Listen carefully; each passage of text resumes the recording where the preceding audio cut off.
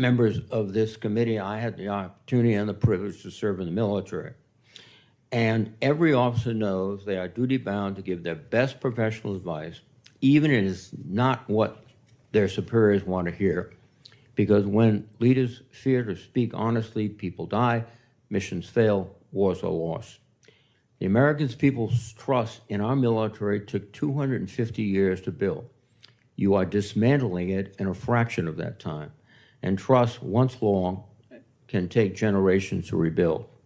Mr. Secretary, today I hope you'll take a step forward toward rebuilding the trust that has been lost. Thank you, Mr. Chairman. Mr. Secretary, you are now recognized for your opening statement, sir. Well, Mr. Chairman, Ranking Member Reed, Senators, thank you for the opportunity to testify in support of President Trump's historic, as you said, Mr. Chairman, $1.5 trillion fiscal year 2027 budget for the Department of War.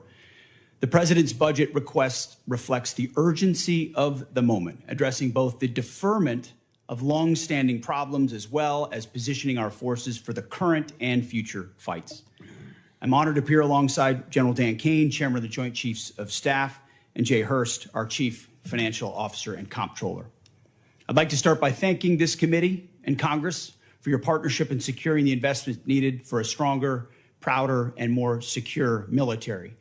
Your focus on acquisitions, your focus on efficiency are the reflection in our department as well and in this budget. A nation's ability to build, to innovate, and to support the critical needs of its warfighters at speed and at scale is the foundation upon which its deterrence and survival rests. However, upon taking office on January 20th, 2025, President Trump inherited a defense industrial base that had been hollowed out by years of America Last policies, resulting in a diminished capacity to project strength. Under the previous administration, we were offshoring, outsourcing, beset by cost overruns and degraded capabilities. But under the leadership of President Trump, our builder-in-chief, we are reversing this systemic decay and putting our defense industrial base back on a wartime footing. Urgency informs everything we do. We're rebuilding a military that the American people can be proud of, one that instills nothing less than unrelenting fear in our adversaries and inspires historic morale and recruiting in its ranks. We fight to win in every scenario.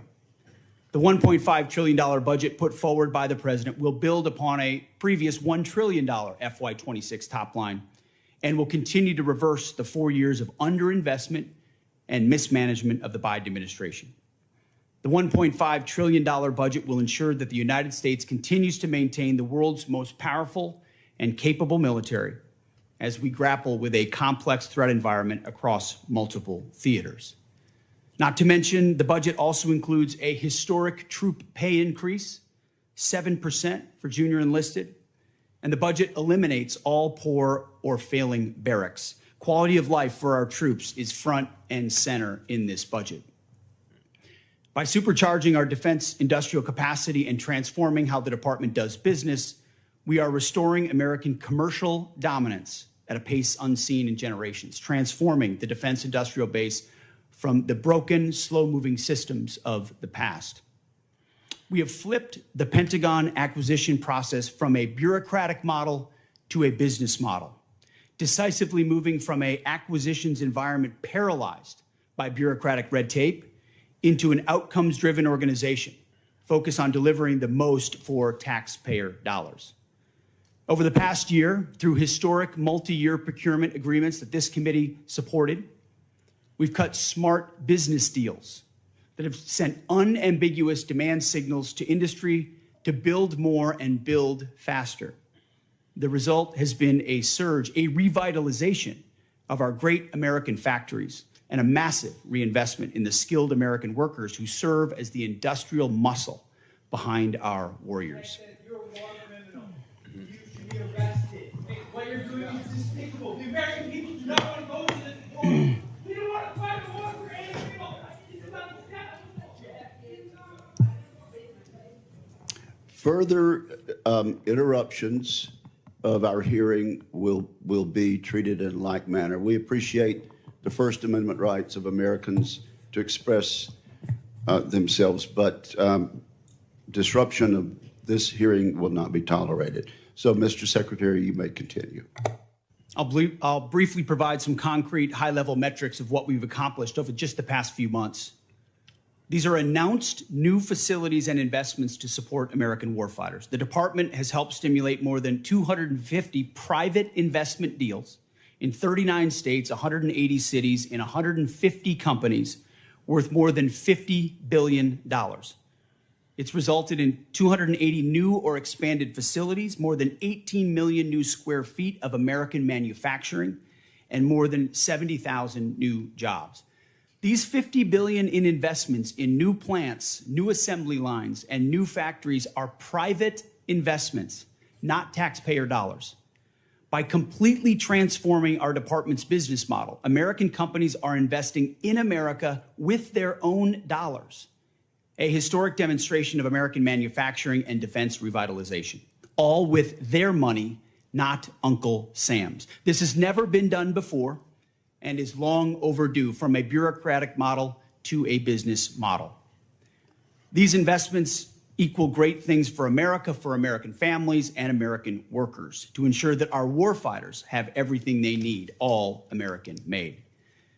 Together with the help of the policy updates and appropriations passed by Congress, President Trump's War Department has begun to turn the lights back on in our manufacturing towns across this country, forging a lethal arsenal of freedom. Every policy we pursue, every budgetary item we request serves to ensure that this department remains laser focused on increasing lethality and survivability from the front lines to the factory floor. This is a historic budget, as you said, Mr. Chairman. This is a fiscally responsible budget, and this is a warfighting budget. Speaking of warfighting, the topic of Iran, I'm sure, will come up often today, which I welcome. I look forward to sharing the incredible success of our military effort achieved in a matter of weeks.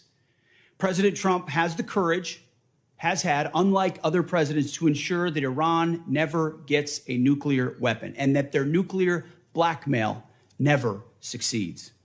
We have the best negotiator in the world driving a great deal. Unfortunately, as I said yesterday, and I'll say it again today, the biggest adversary we face at this point are the reckless naysayers and defeatist words of congressional Democrats and some Republicans. Defeatists from the cheap seats who 2 months in seek to undermine the incredible efforts that have been undertaken and the historic nature of